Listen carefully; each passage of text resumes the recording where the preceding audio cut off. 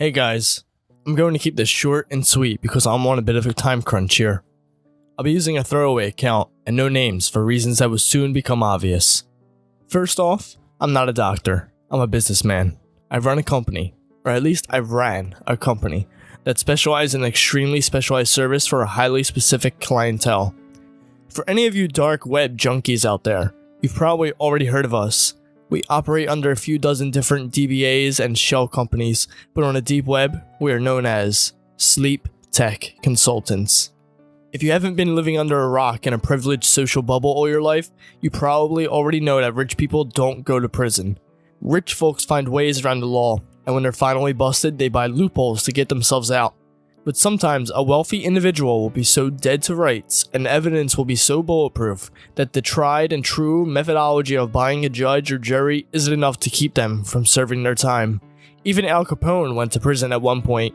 When this happens, the only option available is to make the prison sentence as comfortable as possible. Normally, a 1%er serving his time will have a queen-size bed, internet access, visiting hours, and all the comforts of home. But for certain individuals, that isn't enough.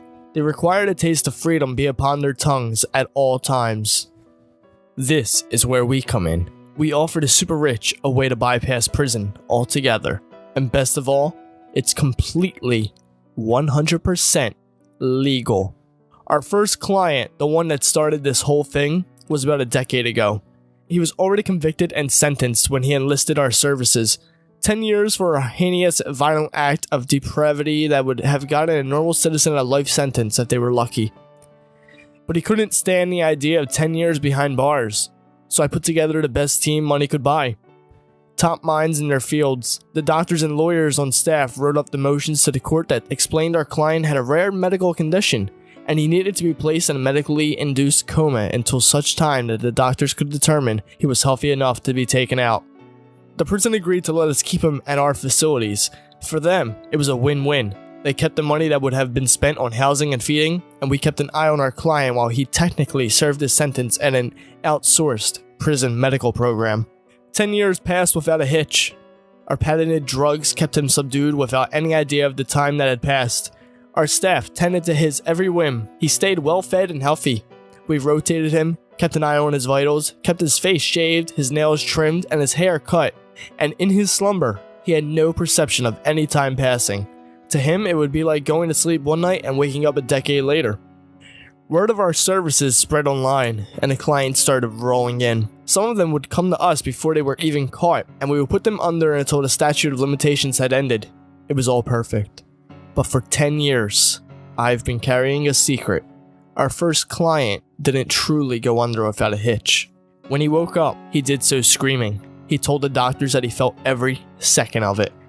A decade of pain and torture. The drugs we used, our custom formula that keeps the patients young and in a state of mental disconnection, weren't working as we had planned. They weren't stopping memories from being formed. They were overwriting them. Our patients were in their own personal hell. The worst part was when I had to explain to our client that he wasn't done. He had only been asleep for one day. Time dilation is perfectly normal, as the doctors had explained in detail before he signed his forms. We were still brand new and working out the kinks, but when we put him down again, he would be out for the entire 10 years. It's a good thing we had restrained him, because he was not a cooperative subject. Screaming and crying and begging us not to put him back under, but the drugs didn't take long to take effect, and the screaming stopped. And he went back to sleep for the remainder of his sentence. That was 10 years ago exactly, and we are all set to wake him up, our first ever client. The first to be brought back, and if he remembers anything, I'm afraid this will be the end of Sleep Tech Consultants, which is why I'll be disappearing for a while, and why I wanted to leave this note explaining exactly what happened and exactly what went wrong. I have to disappear, because for people like me, prison isn't an option.